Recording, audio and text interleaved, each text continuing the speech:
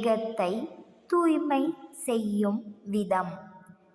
மல ஜல உபாதி கழிந்த பின் செவிகள், கண்கள், நாசி, வாய், தொப்புள் இவைகளில் அழுக்கு, பீழை, சளி, ஊத்தை என்கின்ற அசுத்தங்களையும் கை, கால் முதலிய உறுப்புகளில் உள்ள அழுக்குகளையும் வெந்நீரினால் பற்றற துடைத்தல் வேண்டும். திருவருட்பிரகாச வள்ளல் பெருமானார். நித்திய கரும விதி, சாதாரண விதி. Please kindly like, share, subscribe our channel dear all. அரட்பெருஞ்சோதி அரட்பெருஞ்சோதி தனிப்பெருங்கருணை அரட்பெருஞ்சோதி.